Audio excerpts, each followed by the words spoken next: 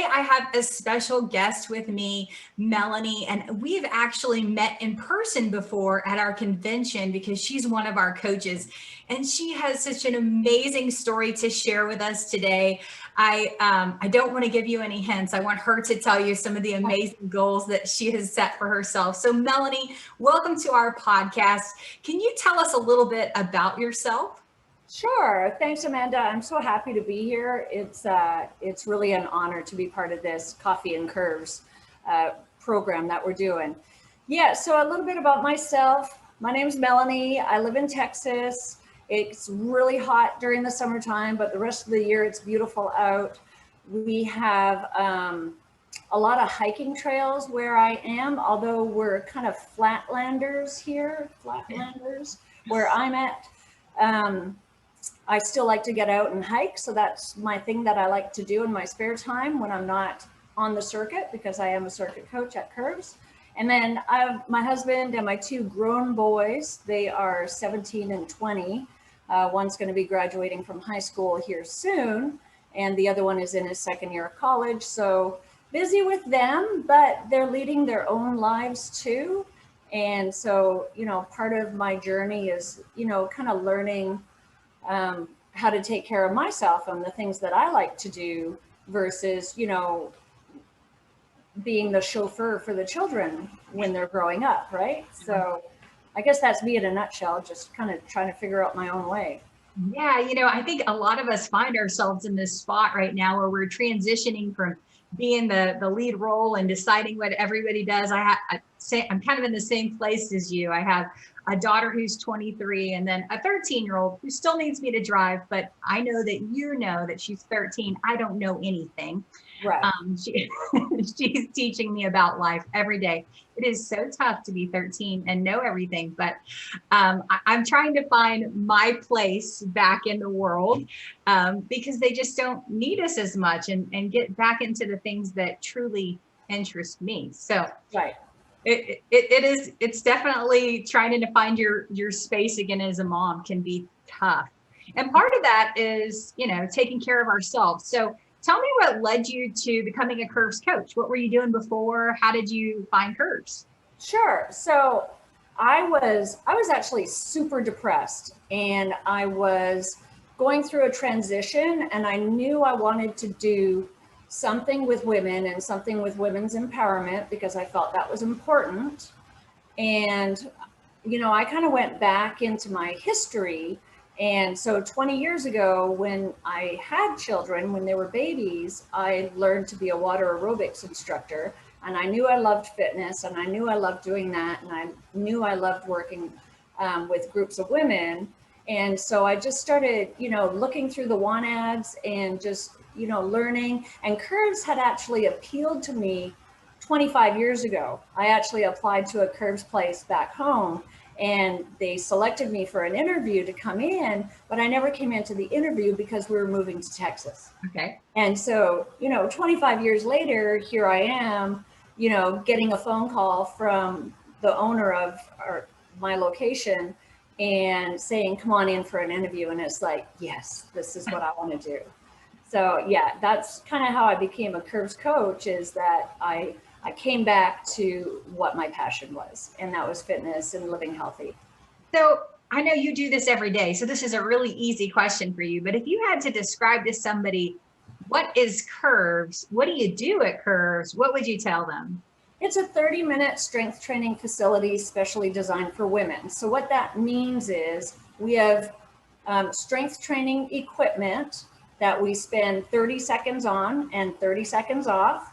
And it's a full body workout. So we work our biceps, we work our triceps, we work our shoulders, we work our abdominals, we work our thigh muscles, we work our glutes and our hamstrings. It is a full body workout. And then our stretching circuit, everybody wants one of those at home once they get to know it. And so the stretch circuit stretches all those major muscles. And that's kind of what I say. And then it's, it's 30 minutes. So, which means you can literally scoot into the gym, jump on a piece of equipment, do your 30 minutes, and then you're out the door. So it's perfect for people who are busy or who just don't want to spend a lot of time at the gym and they want it to be effective. and it is effective. It's a good workout. You know, that is what I love about our workout is the 30 minutes, of course. Mm-hmm. But, you know, if you look at social media now, it seems like everybody says they want to be a beast or they spend 2.5 hours in the gym. And, you know, there is a big subgroup of women, I'm going to raise my hand up high, that don't want to spend 2.5 hours in the gym. Right. Certainly get an effective workout at Curves. So that's my next question for you. Would you say the Curves workout is difficult? I wouldn't say it's difficult, but you can make it as challenging as you want it to be. So, for example, you know, you get your first, at our club, you get your first 5 workouts with a coach. And so we take you through the equipment, we work on form and intensity level and whatever intensity level you want to work at. So for example, you know, some ladies come to us who have had back injuries from other workouts, you know, or they have a knee injury or whatever. And so we work through that and, you know, we work on modifications for the different equipment, but then, you know, it's as intense as you want it to be. Like my first few weeks at the club, when I first came in, I was drained. Like I was exhausted by the end of the day. And it's like, what is going on? And it's like, oh yeah, that's right. So I've started working out again. That's what's going on. And yeah, it's as intense as you want it to be and as challenging as you want it to be, but it's in 30 minutes. So it's perfect. It's perfect for me. And then I like to go hiking afterwards or get my walks in. I like to be out in nature. So if I want to, you know, extend that workout and do more things, then, you know, I go for my walks and I go for my hikes. And Well, I think that is a perfect segue because I want you to share with our audience the amazing thing that you did. You go ahead and tell them what you recently hiked. sure, How your sure. workouts helped with that. Yeah, so when I first, okay, so it's kind of two-part. So first of all, when I first joined Curves as a coach, I actually weighed 210 pounds. So I was carrying an extra 75 pounds more than what I am right now today. And so it's thanks to Curves for keeping me accountable, you know, and keeping my workouts going. And of course I worked at the club. So, you know, people say, well, it's easy for you to work out because you work at the club. And it's like, well, no, it's actually the opposite. It's, Very you know, true. I still have to make myself work out because you get busy, right? Yep. We get busy. But then I say to myself, oh, it's only 30 minutes. I can do this. Okay. So I go do it. But so part of my goal was to climb a mountain. So I'm 75 pounds heavier than what I am today. I wanted to go climb a mountain. And it's like, okay, well, how am I going to do this? Well, I need to start getting my steps in. I need to do regular strength training. And so step by step and workout by workout, you know, the pounds started to come off. I built up my strength. I was strong enough. And then I went and I did Kilimanjaro. It took about a year of regular exercise, and I wouldn't say dieting, just healthy eating, right? Just like our nutrition program at Curves is all about healthy eating, and that's how I did it. Healthy eating and Curves. Yeah. So if there was like 2 or 3 healthy habits that you changed in that period of time that you could share with other women that you think really made you successful, what would those habits be? And it could be something really simple. Yeah. Most of the time these habits are really simple, these small little changes that we make to our lives. Right. So switching from, you know, I find when I'm not taking care of myself, I find I'm grabbing the easiest things that are in the grocery store. So for example, like the bakery department has 1,000 cookies right in front of your face. And so it's easy to grab those. And it's like, oh, okay. Or those muffins. Oh, those muffins look good. Right. And so one of the changes, the easy change is to actually seek out the healthier versions of those things, you know, because I still like cookies, but I make my own breakfast cookie and it's a healthier version and it's something that I can eat. So switching from, you know, the store-bought convenient stuff to more homemade, healthier versions of things. You know what I love what you said about that? Just because you get healthy doesn't mean that you don't like cookies anymore, right? I still Um, like cookies. it's okay to still like cookies. We Yeah, just modify the cookie a little bit. we So modify cookies, definitely. anything else that you would share? Probably bumping up my protein. You know, like cheesy eggs for breakfast. Uh, you know, switching to a whole grain. Putting some oatmeal in my yogurt, and then so I'm getting that high protein and you know your fiber and your grains with the oatmeal. Water is a big one, so drinking water regularly. You know, eight cups of water a day, 6-ounce servings or 8-ounce servings. I forget what it is exactly. I should know that, but I don't. And then yeah. And then getting, you know what? One of the biggest habits is even on those days when you don't feel like doing it, just get up and do a little bit. You know, even if it's just, you know, just come to the club and do a few minutes, like do one round and do some stretching, you know, just do something on those days that you really just don't feel like doing anything. I absolutely love that because a lot of times when we talk to people like you that have done something remarkable, we never talk about the hard days. I'm Yeah, sure when you set the goal to climb a mountain, that every day between that day and the end goal weren't easy. So, are there any tactics or tricks that you would tell people about what do you do on the days that you don't want to? And you gave a great example just then. You know, just come and do what you can do. And sometimes once you walk through that door, your attitude kind of changes, doesn't it? Because absolutely. we're happy at curves. Yeah, yeah. So exactly. So I think everybody has those days where we say, "Oh, I don't feel like doing it," or "Oh, I'm too tired," or "Oh, whatever." But you know what? If you're out there on the mountain and you're too tired, you're not going to have a choice, Yeah. right?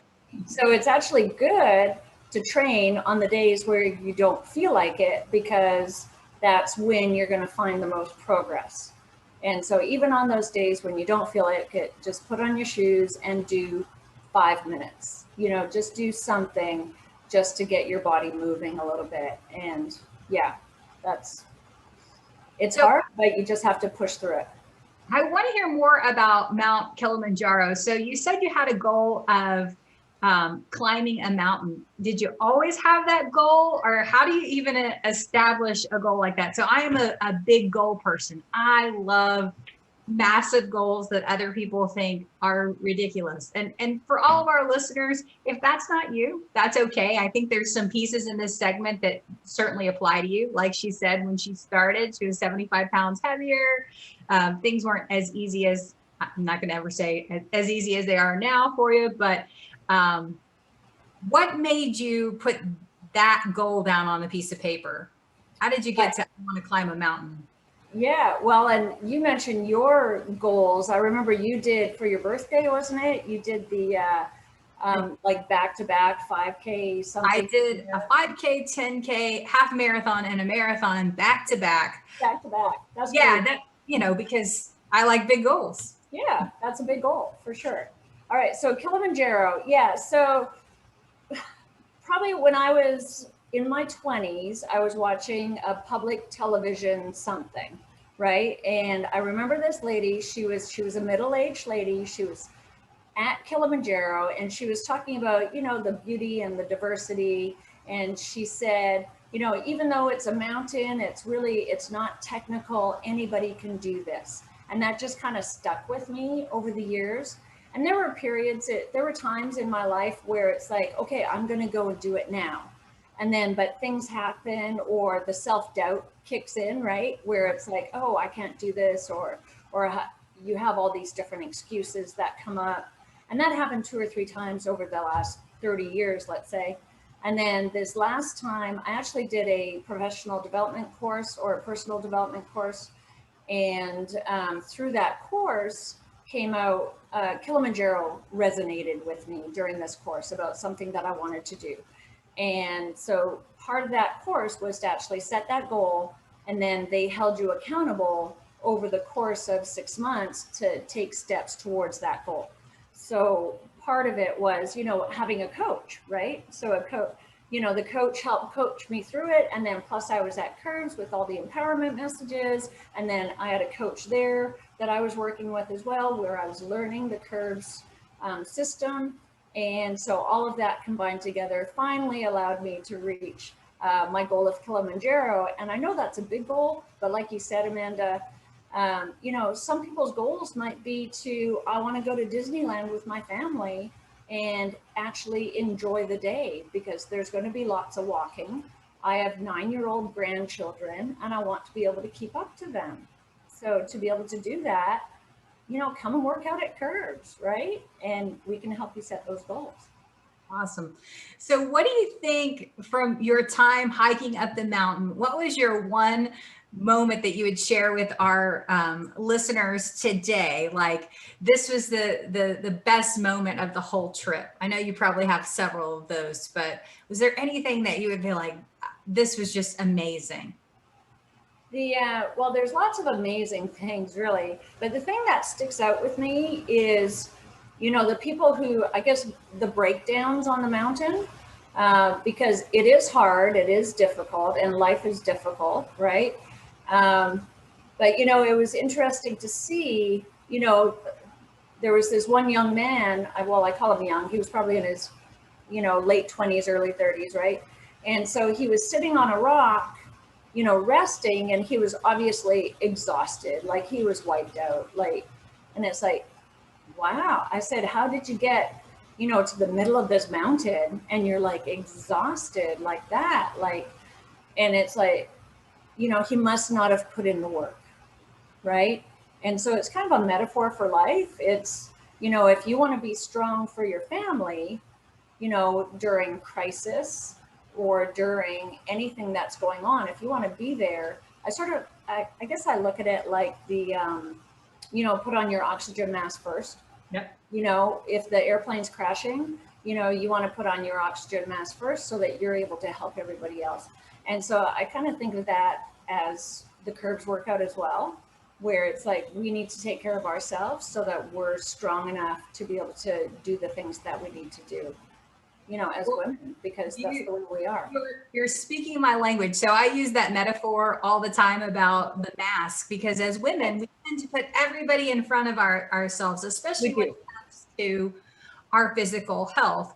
You mentioned this at the beginning of our conversation about the mental health aspect of exercise. And I think that's something that we sometimes forget. We talk about weight loss and we talk about some other benefits, but there's certainly something to be said for taking care of not just our bodies, but our brain health with exercise. And I know that you shared a lot of those reasons today. So. Right. And I have one more. Could I share one more? Of course. Okay. So with the mental health, we were having some family stuff going on, and it kind of eats at your brain, right? It's like, oh, what do you do? And you get all stressed out about it.